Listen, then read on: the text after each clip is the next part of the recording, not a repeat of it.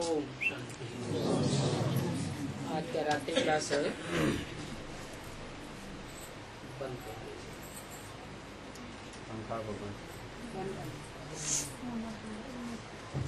22 जून 1968। जैसे लौकिक माँ बाप लौकिक बच्चों का दुख देख करके सहन नहीं कर सकते हैं, वैसे ही पारलौकिक बेहद का बाप भी देखते हैं। अभी बच्चों को बहुत तकलीफ होती है, दिल में तो होता है, परंतु जानते हैं कि इनके कर्म भोग हैं। 63 जन्मों के जो कर्म भोग हैं वो बच्चों को ही भोगने पड़ेंगे। अपना अपना कर्म भोग अपना किया हुआ है तो भोगेगा कौन? बाकी इतना जरूर है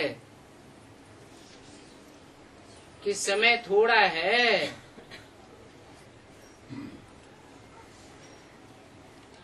तो बाप धैर्य देते हैं कि तुम बच्चों को इतना अथाह सुख मिलना है, उसकी भेंट में ये अंतिम जन्म का दुख तो कुछ भी नहीं है। अंतिम जन्म है ना, इसके बाद तो फिर कोई दुख का जन्म होना नहीं है। तो बच्चों को थोड़ा आथत मिल जाती है। बाप को याद करो तो तुम्हारे सभी दुख दूर हो जाएंगे। परंतु प्रैक्टिस ऐसी करनी है कि बाप की याद के सिवाय और कुछ भी याद ना आवे। तो ऐसी तीव्र योग अग्नि में तुम्हारे सारे पाप दग्ध हो जाएंगे। जैसे सोना तीव्र अग्नि में डाला जाता है ना, तो उसमें से खाद निकलती है। साधारण अग्नि में डाला जाता है तो खाद नहीं निकलती है। ऐसे ही अभी तुम बच्चों की योग अग्नि तीव्र गति को नहीं पकड़ी है, इसलिए दुख जास्ती भासते हैं। शिव बाबा को याद करेंगे तो 21 जन्म के लिए दुख दूर हो जाएंगे। अभी ज्ञान का टाइम, पढ़ाई का टाइम है, तो बाकी थोड़ा समय रहा है। तुम बच्चों को बाप ने धैर्य दिया है, तो जिन बच्चों को धैर्य मिलता है उनको फिर खुशी का पारा चढ़ता है। और धैर्य तो ज्ञान के आधार पर ही लेते हैं ना। हिसाब किताब को काटने के लिए भी सहज युक्ति बताते हैं। बल तुम घर में रहो, क्या बल लगाई दिया, तुम्हारी इच्छा। बल तुम घर में रहो, वहां भी लिख दो। जो भी आवे, देखे, पढ़े, तुमसे सुने कि सेकंड में विश्व की बादशाही बेहद के बाप से कैसे मिलती है।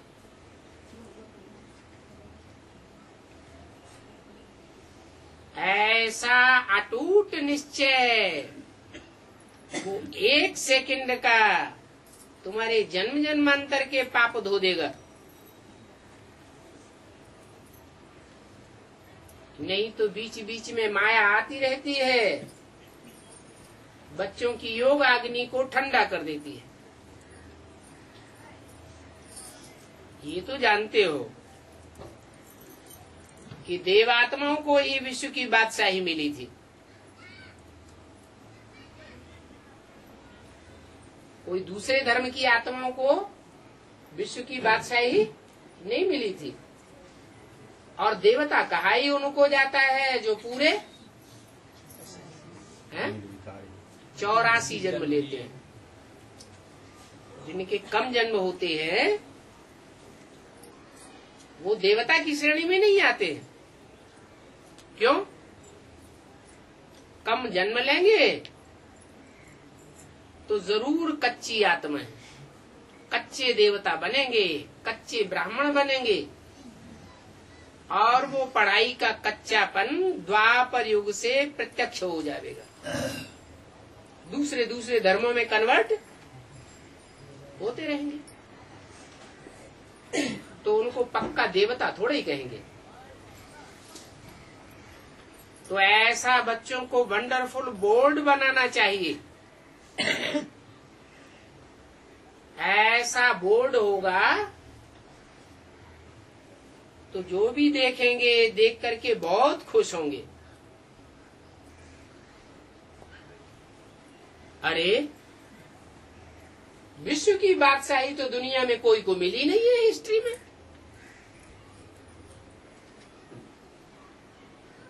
और बाप ने तो कभी विश्व की बादशाही दी है हमने ऐसा सुना भी नहीं, और वो भी बेहद का बाप। क्राइस्ट को 100-200 करोड़ क्रिश्चियन का बाप कहेंगे, यहाँ तो बेहद का बाप आया हुआ है। 500-700 करोड़ जो भी सृष्टि है सबको मुक्ति, जीवन मुक्ति का वर्षा देने वाला बाप आया हुआ है।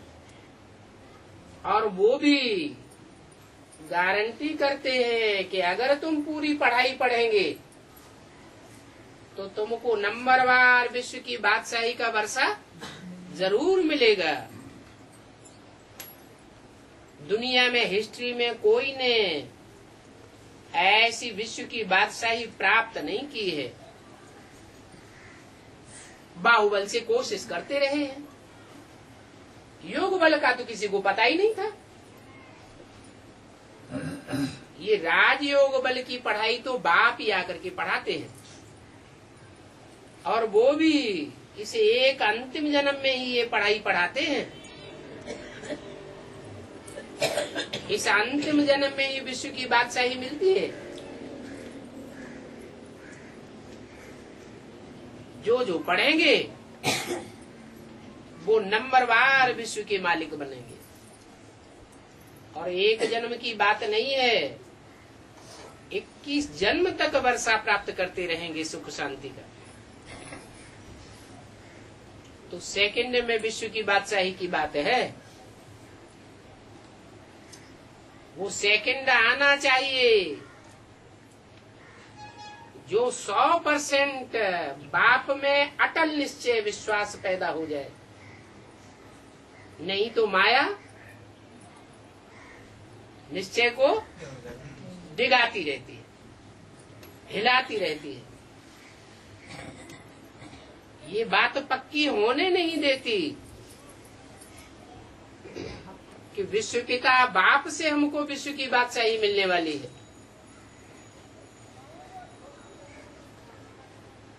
ऐसा बोर्ड लगावेंगे तो समझेंगे, समझने की कोशिश करेंगे। अरे बेहद का बाप, 500-700 करोड़ मनुष्य सृष्टि का बाप हमको विश्व का मालिक बनाते हैं। सो भी सारे विश्व धर्मों का मालिक बनाते हैं। हर धर्म की आत्मा मानेगी,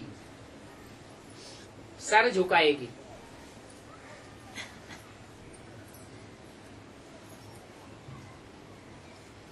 परंतु इसके लिए शर्त है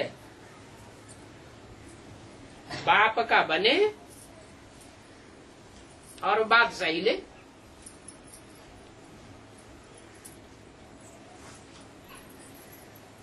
एक हाथ में बाप विश्व की बादशाही दिखाते हैं और दूसरे हाथ से कहते हैं कि हमको अपना देहभान सारा अर्पण कर दो। देहभान से मर जाओ। तुम आत्मा हो ना, तो आत्मा बन जाओ।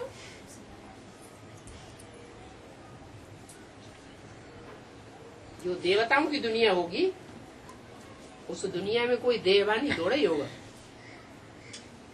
देवताएं तो आत्माभिमानी होते हैं। अपन को क्या समझते हैं? आत्मा ही समझते हैं। तो भविष्य के लिए भी विश्व की बादशाही तुमको मिल जाती है। और बेहद के बाप को तुम बच्चे ही जानते हो। क्या वो बच्चे नहीं जानते हैं? कौन है? वो ब्राह्मण बच्चे जो बेसिक पढ़ाई पढ़ रहे हैं। तुम बच्चे ही जानते हो। तुम मन जिनसे बाप सन्मुख बात करते हैं। उन्होंने तो बाप को पहचाना ही नहीं। सन्मुख होने का सवाल ही नहीं। तुम बच्चों की बात है क्या? जानना, मानना और उन बातों पर प्रैक्टिकल जीवन में चलना। तो बेहद की बादशाही तुमको जरूर मिलेगी। क्या क्या करने से? बाप को जानने से, मानने से और प्रैक्टिकल जीवन में धारण करने से। सिर्फ पुरुषार्थ जाति करने से तुम उच्च पद पावेंगे। पुरुषार्थ को अधूरा बीच में नहीं छोड़ना है और पूरा पुरुषार्थ करना है। एक एक सब्जेक्ट में पूरा ध्यान देना है। कौन कौन से सब्जेक्ट है? ज्ञान, योग, धारणा, सेवा। बहुत लंबे चौड़े उस पढ़ाई की तरह सब सब्जेक्ट है नहीं।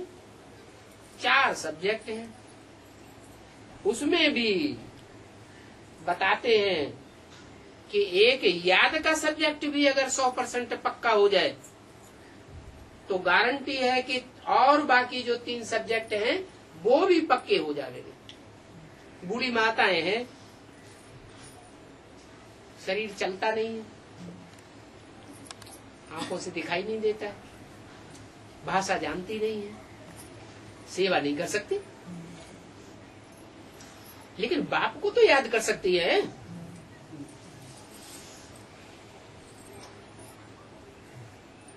बहुत सी माताएं कहती हैं हमें ज्ञान बुद्धि में नहीं बैठता। परिवार में बच्चों की पैदाइश करते करते सारी बुद्धि घिस गई। जब तक सुनते हैं तब तक याद रहता है और बाद में सारा भूल जाता है। तो ज्ञान की किचकिच विस्तार में भी तुम्हें जाने की दरकार नहीं है। आदि में भी बिंदी और अंत में भी क्या बनना है?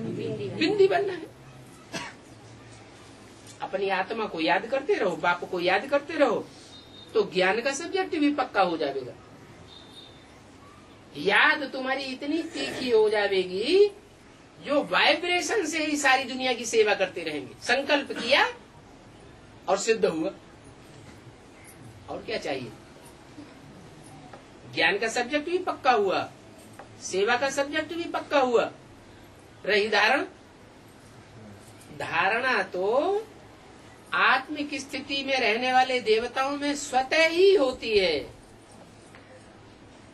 देवताएं जन्म लेते हैं देवताओं के गर्भ से, तो उन्हें धारणा करनी पड़ती है क्या? नहीं, जन्मजात उनमें वो गुण होता है आत्मिक स्थिति के कारण। तो सिर्फ आत्मा समझना है, बाकी तीनों सब्जेक्ट स्वतः ही पक्के हो जाते हैं। आत्मा समझेंगे तो आत्मा से दूर बाप, परमात्मा बाप है ही नहीं। जहाँ जहाँ तुम आत्म की स्थिति में बैठे हैं, बाप समझो तुम्हारे साथ ही है, दूर नहीं रह सकता। तो सभी कोई अपने घर में ऐसा बोर्ड लगा दे समझाने के लिए। जिनके पास कोई खिटपिट नहीं है उनको तो नुकसान की कोई बात नहीं है। कोई खिटपिट नहीं करेंगे। बोलो, तुम्हारी समझ में ये बात नहीं आती है तो आकर समझो ना। दूर दूर रह करके बकवास क्यों करते हो? आकर के पूरी बात समझो, हम बताते हैं, फिर बताना कि ठीक है या नहीं है। ये सभी युक्तियां हैं ज्ञान की घूम घूम करने के लिए। क्या युक्ति बताई है? बोर्ड लगा, सब कोई अपने घर में बोर्ड लगा दे।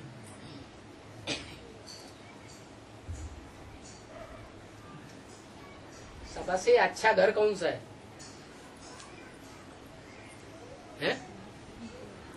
अरे तुम आत्मा हो, आत्मा का सबसे अच्छा घर कौन सा है? ये देह। और देह में भी सबसे उत्तम अंग कौन सा है? उत्तमांग कहते हैं मस्तक, जहाँ आत्मा बैठी हुई है भ्रुकुटी की मध्य में। तो ऐसा सुंदर बोर्ड लगा हुआ हो खुशी का कि जो देखे इनको क्या मिला है। अरे ऐसी विश्व की बादशाही हम भी लें। इस दुख की दुनिया में सब कोई के तो चेहरे लटकते जा रहे हैं और इनका चेहरा चकाचक मस्त कलंदर हुआ पड़ा है। तो हम भी क्यों न बाप से भरोसा ले गए। ऐसा बोर्ड सदैव लटका रहे। जैसे कहते हैं पॉकेट में क्या पड़ा रहे? बैज पड़ा रहे। तो वो ब्रह्मा कुमार कुमारी तो स्थूल बैज लटका लेते हैं बाहर, बुद्धि रूपी पॉकेट में। हाँ, अब बुद्ध रूपी पॉकेट में वो 3 मूर्तियों की जानकारी पड़ी हुई होगी। तो समझो ये पक्का बैज पॉकेट में पड़ा हुआ। पॉकेट में पड़ा होगा तो दूसरों को भी परिचय देंगे। खुद की बुद्ध रूपी पॉकेट में नहीं होगा तो दूसरों को क्या समझावेंगे? खुद को यह निश्चय आता रहता है, अरे पता नहीं बाप है कि नहीं, माँ है तो हमको इतना दुख क्यों मिल रहा है ब्राह्मणों की पालना में, पता नहीं माँ है कि नहीं है। घड़ी घड़ी हर बात में अनिश्चय आता रहता है। तो इन 3 मूर्तियों का परिचय जैसे बुद्धि में और पॉकेट में पड़ा हुआ हो, ऐसे ही मस्तक में ये बोर्ड लगा हुआ हो। खुशी का पारा सदैव चढ़ा हुआ रहे। तुम सब ब्राह्मण ब्राह्मणियां हो ना, है? ब्राह्मणों का भोजन क्या है? ज्ञान तो पीने की चीज है। ज्ञान जल कहा जाता है, ज्ञान को दूध कहा जाता है। याद से खुशी बढ़ती। क्या ब्राह्मणों के जीवन की सबसे ऊंची चीज है खुशी। कुछ भी हो जाए खुशी न जाने पाए। ये खुशी की शूटिंग करते रहेंगे तो 84 जन्म सुहाना हो सकते हैं। लेकिन माया ऐसी हरखण है कि लगातार खुश रहने नहीं देती। अब माया का नाम दो या अपने 63 जन्म की कमजोरियों का मान दो। 63 जन्म की जो कमजोरियां हैं, जो पाप कर्म किए हुए हैं, वो ही माया के रूप में, कोई स्त्री के रूप में, कोई पुरुष के रूप में, कोई पदार्थ के रूप में हमारे सामने आते रहते हैं और हमारी अवस्था खराब कर देते हैं। तो सदैव बुद्धि में ये खातिरी बनी रहे कि हम विश्व की बादशाही प्राप्त कर रहे हैं। क्या ये पढ़ाई से कोई छोटा मोटा पद हमको नहीं मिलने वाला है। हम ये पढ़ाई अच्छी रीति पढ़ेंगे तो ऊंच से ऊंच पद हमको मिलने वाला है। फिर जिसको उस ऊंच से ऊंच बादशाही में आना होगा और जिस पद में आना होगा, जिस स्टेज में आना होगा, आवेगा। तो हर एक की बुद्धि में टेम्पटेशन अच्छा होना चाहिए। बाप कोई झूठा टेम्पटेशन नहीं देते हैं क्या? पक्का टेम्पटेशन देते हैं। भगवान आया हुआ है।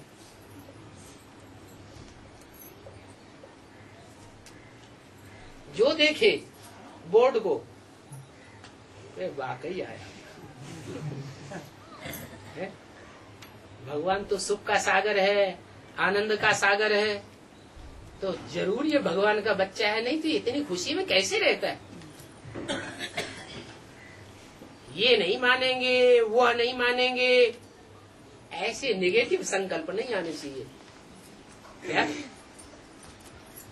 होता है ना, हम सर्विस करने के लिए जाते हैं, ये नेगेटिव संकल्प पहले आ जाते हैं। ऐसा नहीं हो सकता, वैसा नहीं हो सकता, मानेगा नहीं मानेगा। कोई समझे या न समझे, क्या ये चिंता नहीं करनी है। हम संदेश सबको देते रहे। क्या 500 करोड़ 700 करोड़ मनुष्यों में कोई ऐसा रह जाएगा जिसको बाप के आने का संदेश न मिले? सबको मिलेगा।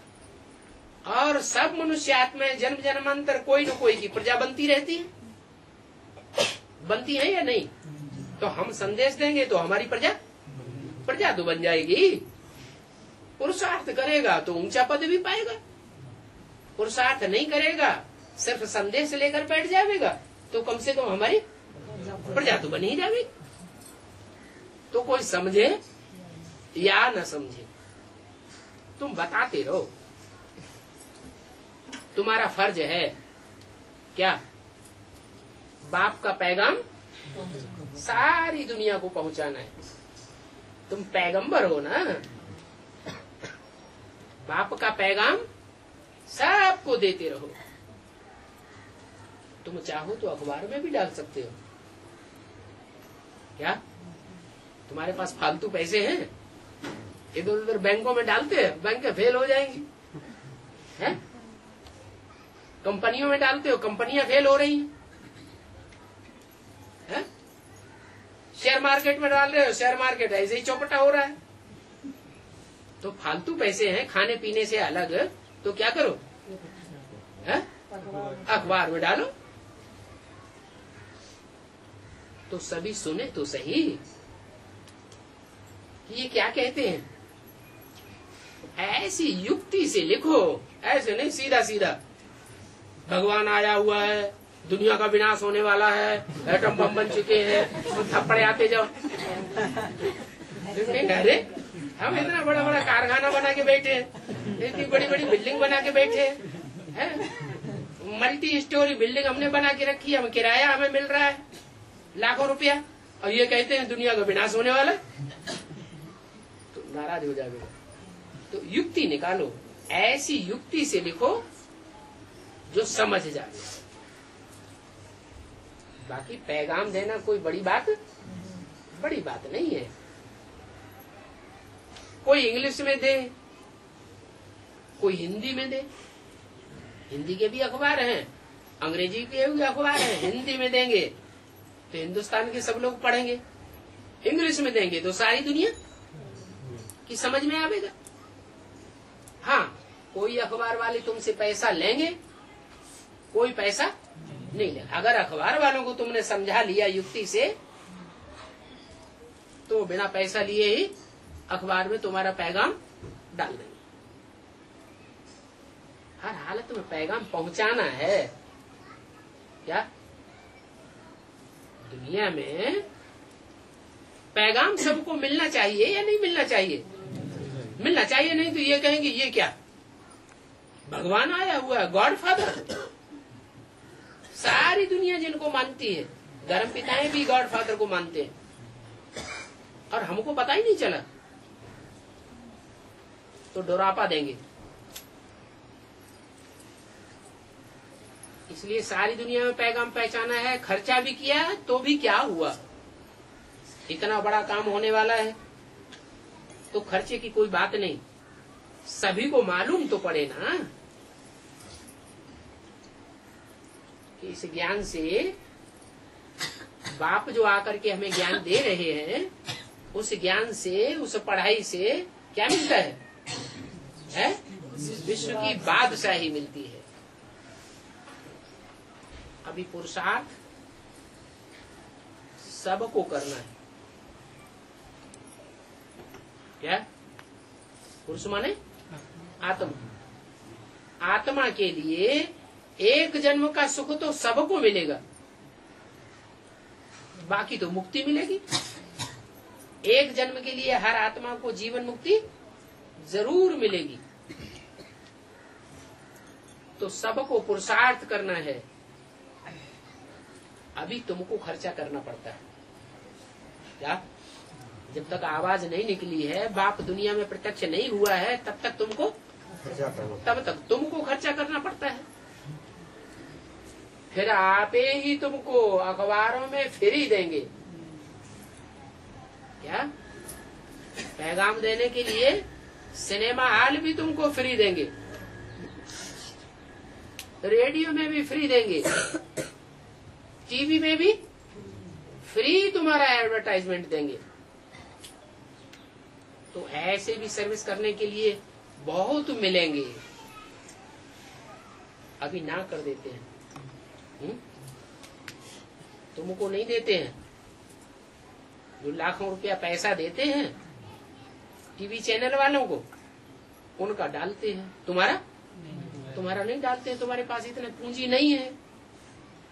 तुम तो गरीब नवाज बाप के गरीब बच्चे हो, इतना नहीं दे सकते हो। लेकिन धैर्य धारण करके रखो। क्या? कोई नहीं, अभी हमारी बात नहीं चल रही है तो कोई ठंडे हो जाते हैं। अरे मुश्किल है, बहुत मुश्किल है। तो ठंडे होने की बात नहीं है। तुमको आगे चल करके सर्विस करने के लिए सब सहयोग देंगे। अखबार वाले, बड़े बड़े अखबार वाले भी फ्री डालते रहेंगे। क्या? तुम्हारे चारों चित्रों को फ्री डाल देंगे। पूरे पेज पर सीढ़ी का चित्र डाल देंगे,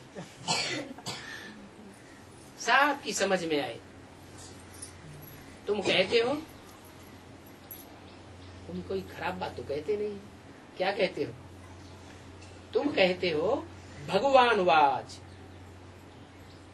एक भगवान ही कहता है। क्या? और जितने भी गुरु आए, इब्राहिम, बुद्ध, क्राइस्ट, ये कोई ने नहीं कहा। क्या? कि काम महाशत्रु है। कहा तो ऐसे ही कहते रहे, लेकिन फिर भी उल्टे काम करते रहे। और भगवान तो जो कहते हैं वो काम पक्का पक्का तुम बच्चों से करा के जावेंगे। क्या? काम महाशत्रु है। ये काम कटारी चलाते हैं, जिससे सब पापात्मा बनते जाते हैं। ये काम कटारी चलाने का दुख जो है, बड़ा दुख है। समझते हैं कि हम सुख भोगते हैं, लेकिन है अल्पकाल का सुख, और सदा काल के लिए आत्मा दुखी हो जाती है। शरीर भी क्षीण होता जाता है, आयु भी कम होती जाती है। तो पाप आत्मा बनते जाते हैं। आगे चल करके तुमको यह बात समझाने के लिए बड़े बड़े हाल मिलेंगे, जिसमें तुम बैठ करके समझावेंगे कि वास्तव में जो भगवान वाच है, काम महाशत्रु है, वो पक्की बात है। इससे बड़ा शत्रु कोई दुनिया में है नहीं। लोग क्या समझते हैं? ये आदमी हमारा दुश्मन है, वो औरत हमारा दुश्मन है। लेकिन बाप क्या कहते हैं? कोई दुश्मन नहीं है तुम्हारा। आत्मा स्वयं ही अपनी दुश्मन और अपनी मित्र कब बनती है?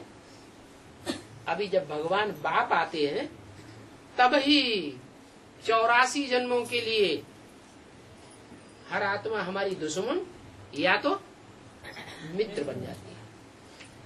श्रीमत के अनुकूल जब हम चलते हैं तो मित्र बनते हैं, मित्र बनाते हैं और श्रीमत के बरखिलाफ चलते हैं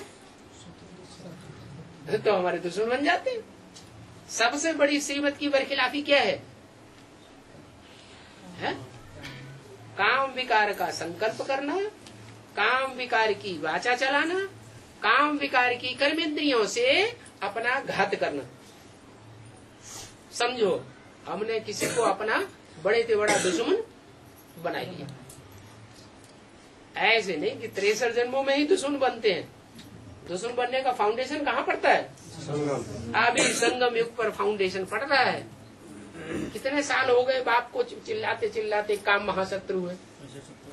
और गीता ग्रंथ में भी पढ़ते चले आए काम महाशत्रु है, फिर भी बुद्धि में बैठता है?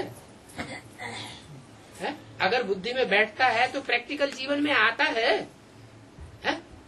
नहीं आता नहीं आता। फिर बुद्धि माया घुमा देती है। तो जैसे बाप ने शुरू में कहा है, ये कौरव संप्रदाय जो है ना, यादव संप्रदाय है, कौरव संप्रदाय है, इनको जानते तो है ना? कौरव संप्रदाय क्यों नाम रखा? कौओं की तरह काव तो बहुत करते हैं, लेकिन खाते गंद रहते हैं। क्या काम विकार को छोड़ नहीं सकते, उस बात को मानेंगे भी नहीं। किस बात को? जो भगवान ने बोला है काम महाशत्रु है। तो वो कौरवों की ये चाल है। क्या भगवान को जान तो लेते हैं, लेकिन उनकी बातों को मानते नहीं, और फिर चलने का तो सवाल ही पैदा नहीं होता। और यादव कैसे हैं? यादव जानते भी नहीं है, मानते भी नहीं है, और चलने की तो फिर बात ही नहीं। तो कौरवों के सामने, यादवों के सामने तुमको पांडवों का राज्य चाहिए। क्या ये यादव संप्रदाय भी रहेंगे और कौरव संप्रदाय भी रहेंगे, लेकिन तुमको विश्व की बादशाही उनके सामने ही, उनकी नजरों के सामने ही मिलेगी। वो कितनी भी अपनी ताकत लगाते रहे, लेकिन कुछ भी बेचारे कर नहीं सकेंगे। तुमको विश्व की बादशाही बाप दे करके ही जाएंगे। तो जब कौरवों के सामने ही हमको विश्व की बादशाही मिलनी है, तो अच्छे अच्छे संकल्प चलाना चाहिए, पॉजिटिव संकल्प चलाना चाहिए कि हो सकता है कि हमको आगे चल करके बड़ी बड़ी जमीनें मिल जाए। अभी तो 3 पैर पृथ्वी के भी नहीं मिलते, आगे चल करके तुमको बहुत बड़े बड़े हाल मिलेंगे।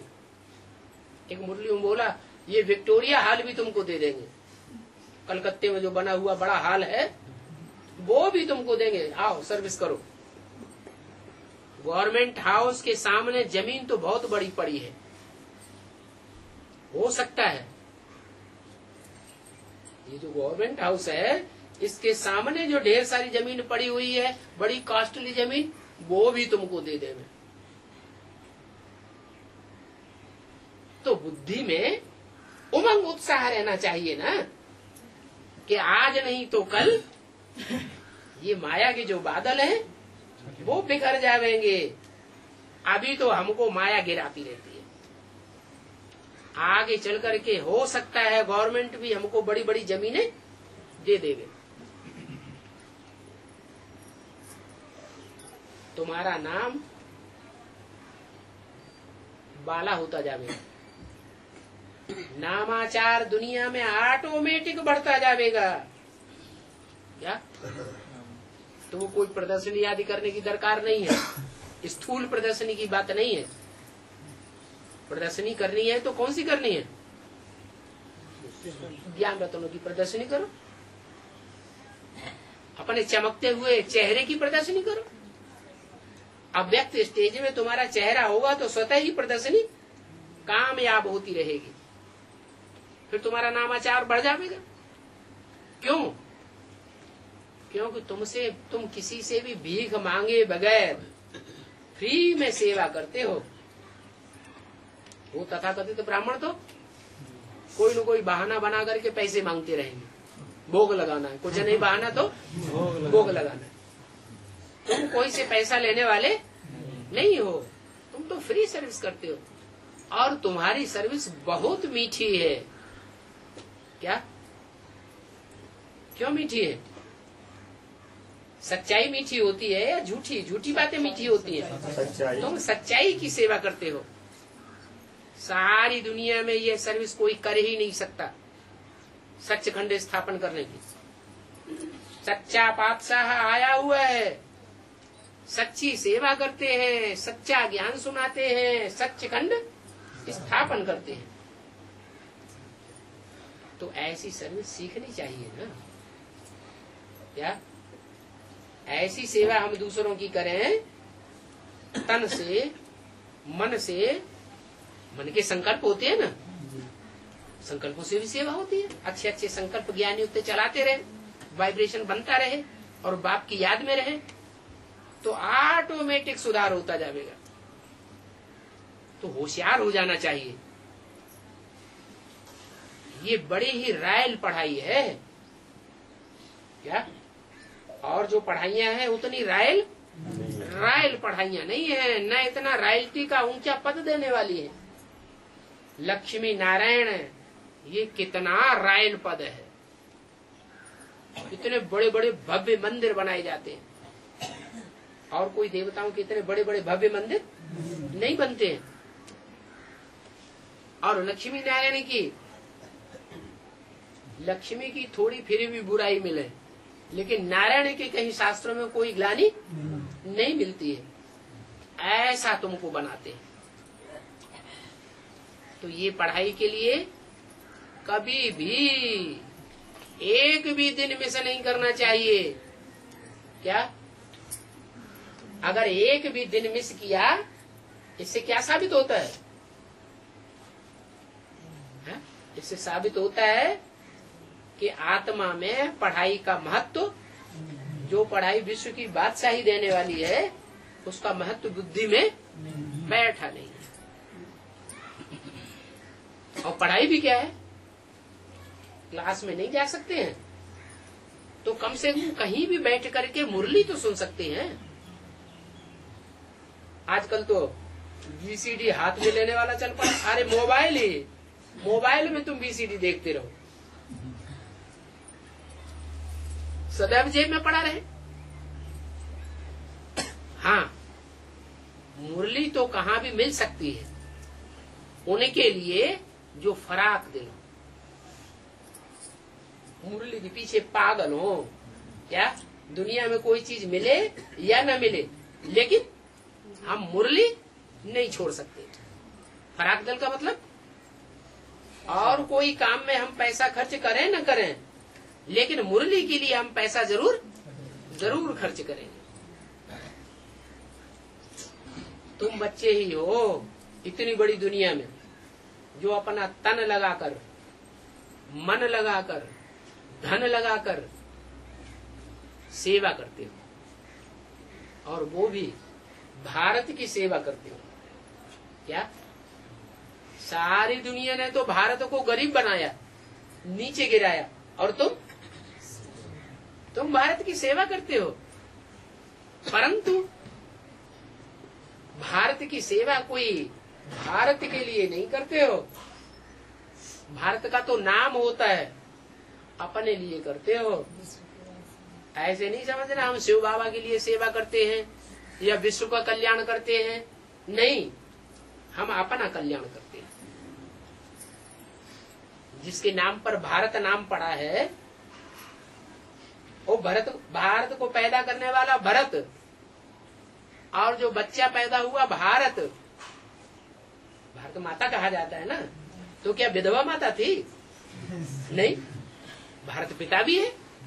वो तो खुद ही इतना पुरुषार्थी है कि किसी से भीख मांगे बगैर विश्व की बादशाही ले सकता है।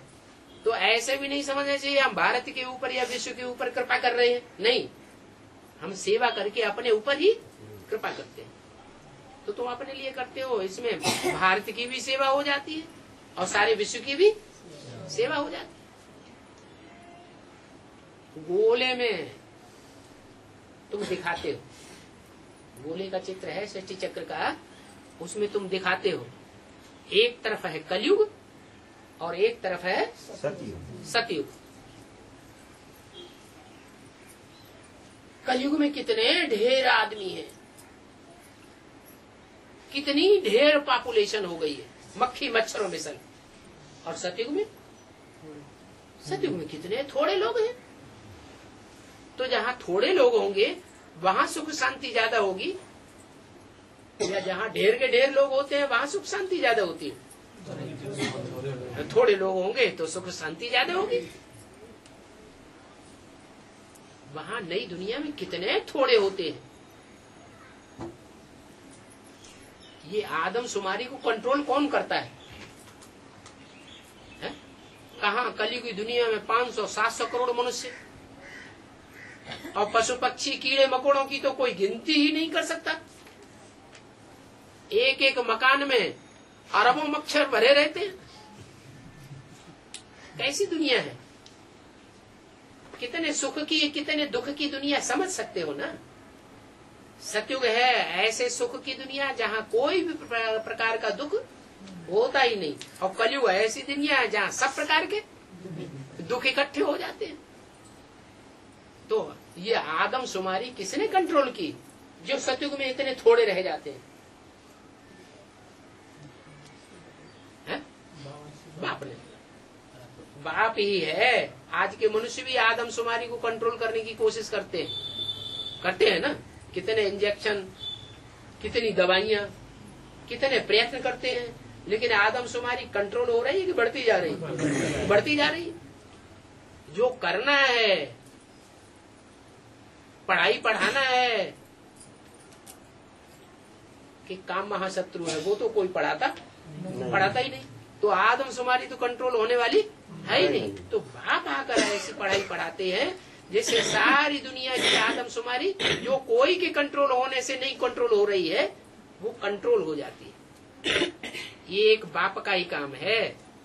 गीता का ज्ञान बाप ही आकर के देते हैं।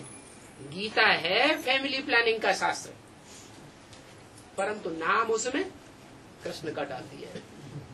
क्या?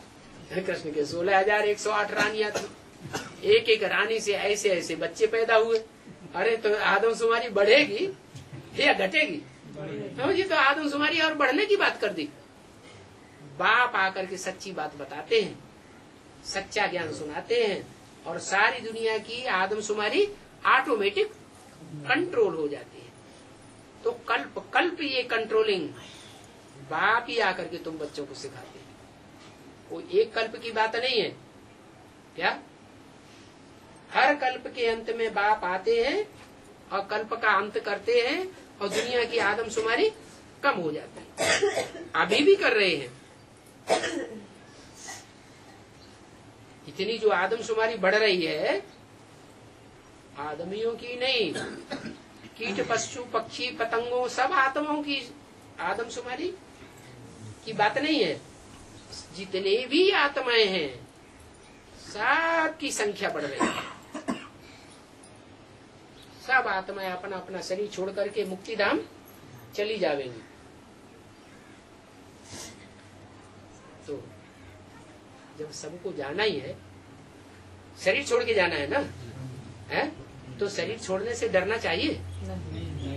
डरना तो नहीं चाहिए, लेकिन फिर लेकिन जब तक आत्मा नहीं बने तब तक डर तो लगेगा। मनुष्य तो डरते, क्या? मन जिनको है उनको कहा जाता मनुष्य। तो मन जिनका चलायमान है वो मनुष्य तो डरते हैं। अगर मन को तुम बच्चे कंट्रोल कर लेंगे, अमन बन जावेंगे, तो तुमको फिर कोई भय मरने से नहीं रहेगा। तुमको तो खुशी होती है। क्या क्या खुशी होती है? तुम ऐसी प्रैक्टिस कर लेते हो कि जब चाहो तब शरीर छोड़ो, शरीर में रहो, और जब चाहो शरीर से बाहर अनुभव करो। ऐसी स्टेज तुम बच्चों की बन जाएगी तो तुमको कितनी खुशी होगी। हर 5000 वर्ष के बाद ऐसी दुनिया पलटती है। दुनिया रिपीट तो होती है ना, पुरानी दुनिया फिर नई दुनिया, फिर नई दुनिया से फिर पुरानी दुनिया। तो समझने और समझाने की ताकत चाहिए। क्या? पुरानी दुनिया रूपी मकान को नया बनाने वाला दुनिया में और कोई शख्स नहीं है सिवाय एक परमपिता परमात्मा बाप के।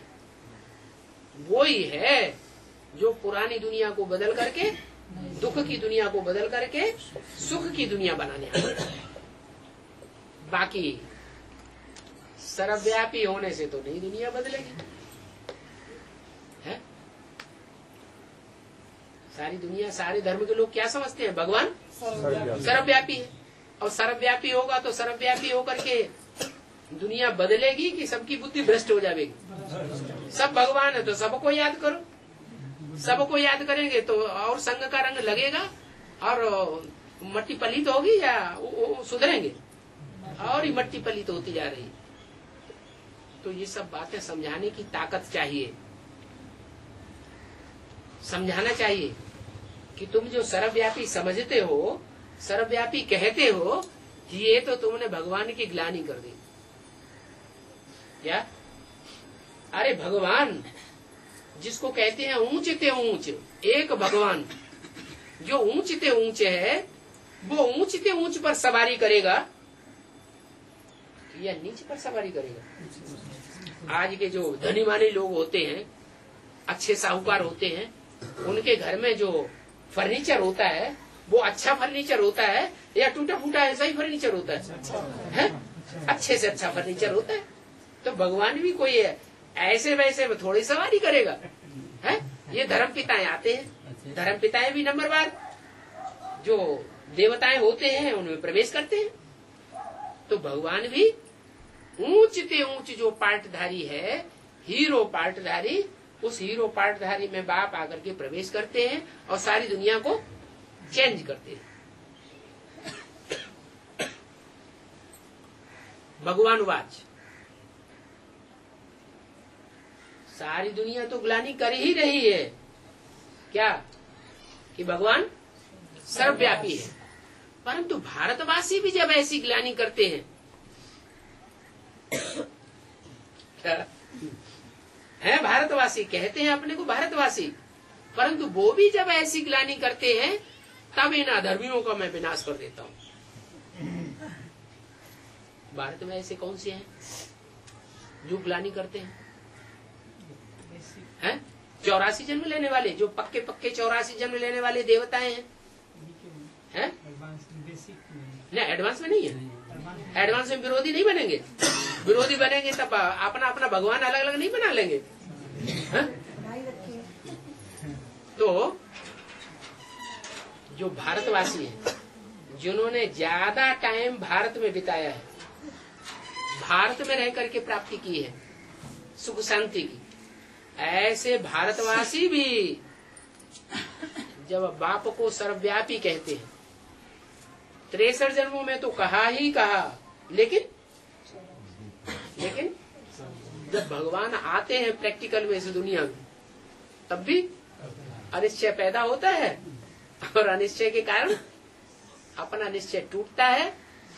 तो विनाश काले विपरीत बुद्धि बनते हैं और भगवान को छोड़ देते हैं, भगवान को नहीं पहचानते और भगवान बना लेते हैं। तो ऐसे अधर्मियों का फिर विनाश कराया देता है।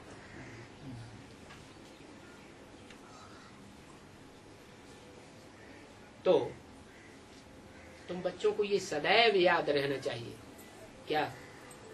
कि भगवान एक व्यापी है, सर्वव्यापी नहीं है।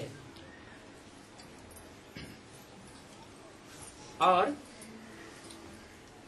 ये बात समझावेंगे कोई को तो कोई नाराज नहीं होगा। क्या बात? भगवान एक व्यापी है, एक व्यापी होने से तो याद आएगा और सर्वव्यापी होने से तो याद टिकेगी ही नहीं। एक व्यापी होगा और ये समझ लेंगे कि वो एक दुनिया में ऊंचते ऊंचे पार्टधारी, हीरो पार्टधारी तो बुद्धि उस तरफ आकर्षित होगी, और सर्वव्यापी समझेंगे तो बुद्धि आकर्षित होगी नहीं। तो ये बात तुम कोई को भी समझावेंगे, खुद समझे हुए होंगे तो दूसरों को भी समझावेंगे तो वो नाराज नहीं होंगे, क्योंकि तो राज की बात है कि सर्वव्यापी को याद करेंगे तो बुद्धि भटकेगी। एक व्यापी को याद करना आसान भी है और बुद्धि भी एकाग्र हो जाएगी। तो तीर जरूर लगेगा, तुम्हारी ज्ञान की बातों का उनको तीर लगेगा जरूर। भले सन्यासी हो, तुम्हारे सामने बात नहीं मानेंगे, वो तो बड़े हठीले होते हैं। सर्वव्यापी तो भगवान है, कण कण में व्यापक है, ये कहता है एक व्यापी है, उनका तो काम चौपट हो गया। क्यों? अगर सर्वव्यापी होगा तो वो समझेंगे मेरे में भी भगवान है, शिवो हम, तो उनको ये बात अच्छी नहीं लगती। लेकिन अंदर से उनको तीर जरूर लगेगा, क्या इनकी बात तो सच्ची है। तो ऐसी युक्ति से कल पहले भी तुमने ये राजभाग लिया था, सारी दुनिया की बुद्धि में ये बात तुमने फिक्स कर दी थी कल पहले भी, कि भगवान बाप एक व्यापी होकर आया है, सर्वव्यापी होकर कोई कार्य नहीं करता। बाप को ऐसे ही समय में आना है। कैसे समय में? जब सारी दुनिया बाप की गिलानी करती है, सारी दुनिया की बुद्धि में एक ही बात बैठ जाती है, भगवान सर्वव्यापी है, कण कण में है, जर्रे जर्रे में है। पहले मुसलमान लोग कहते थे खुदा अर्श में रहता है, फर्श में नहीं रहता है। ऊंचा तेरा काम, ऊंचा तेरा नाम, ऊंचा तेरा धाम कहते तो है ना, लेकिन अब वो भी कहने लगे क्या जर्रे जर्रे में है। अरे सारी दुनिया कन्वर्ट हो गई। जब ऐसा हो जाता है, ऐसे समय में फिर मैं आता हूं इस सृष्टि पर। पहले पहले एक ही धर्म था। एक धर्म का मतलब है, आज तो अनेक धर्म है, और उन धर्मों को, उन धारणाओं को फैलाने वाले अनेक मनुष्यों की बुद्धि में अनेक प्रकार के धर्म पिताएं बसे हुए हैं। जो भी धारणाएं होती हैं वो एक धर्म पिता के द्वारा ही तो शुरू होती हैं। धर्म जो है वो धर्म पिता कोई तो होता है ना, तो हर धर्म का कोई न कोई धर्म पिता है जिसने ये धारणाएं फैलाई। उन धारणाओं पर उनके फॉलोअर्स चलते हैं। परंतु ऐसा भी समय था जब ये अनेक धर्म और अनेक धर्म पिताओं का कोई अस्तित्व किसी की बुद्धि में नहीं था। एक ही ऊंचे ऊंचे बाप सबकी बुद्धि में बैठा हुआ था। एक ही धर्म था, और वो धर्म की धारणाएं स्थापन करने वाला भी एक ही था। जो एक बात कहता था वो सारी दुनिया वो एक बात मानती थी। तो ऐसी बातें सुना सुना करके तुम सर्वव्यापी के ज्ञान को तो झट से उड़ा सकते हो। बल सारी दुनिया में ये सर्वव्यापी का ज्ञान फैला हुआ है। बाप राय देते हैं, कल पहले भी तुमको ये राय दी थी क्या, कि मुख्य बात एक ही पक्की कराओ पहले, कि बाप सर्वव्यापी नहीं है। तो कहेंगे फिर कहाँ है? तो बताओ एक व्यापी है। फिर कहेंगे कौन है एक व्यापी? तब डिटेल में बैठ के समझाने लगो। इसके लिए 7 दिन का कोर्स करना पड़ेगा। कोर्स भी करो है। अगर तुम्हें फोर्स आ जाए तो फिर बाप के बच्चे बनो। बाप के बच्चे तो तभी बन सकेंगे जब बाप के घर में जाकर पैदा होंगे। कोई बच्चा ऐसा होता है जो बाप के घर में पैदा ना हो और बाप का बन जाए? है बाप के घर में तो चलो गोद लिया हुआ बच्चा हो तो भी कहाँ पलना पड़ेगा? बाप के घर में पलना पड़ेगा। तो दोनों बातें, कोर्स का फोर्स भी चाहिए, और जब बात बुद्धि में बैठे, बीज पड़े ज्ञान का, तो 7 दिन की भट्टी भी करनी पड़े। हमारी बात बिल्कुल पक्की है क्या? शिव बाबा सर्वव्यापी नहीं है, भगवान एक व्यापी है। इसमें तुमको संशय करने की दरकार नहीं है। हम तुम्हें पूरा पूरा समझा सकते हैं। हमारे पास समझाने के पक्के पक्के पॉइंट हैं। तो मीठे मीठे बच्चों को इन बातों को समझाने में अथाह खुशी होनी चाहिए। कोई को बाप का परिचय मिल जाए और क्या चाहिए। गाया जाता है ना, खुशी जैसी खुराक नहीं। तो ये है तुम्हारी रियल खुशी।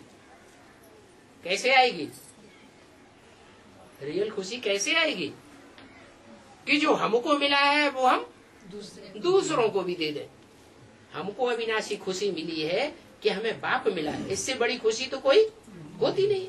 ये खुशी कोई दूसरे अज्ञानी को मिल जाए जिसको बाप का परिचय ही नहीं है, तो वो भी खुशी में सराबोर हो जाएगा। अच्छा, बच्चों को गुड नाइट।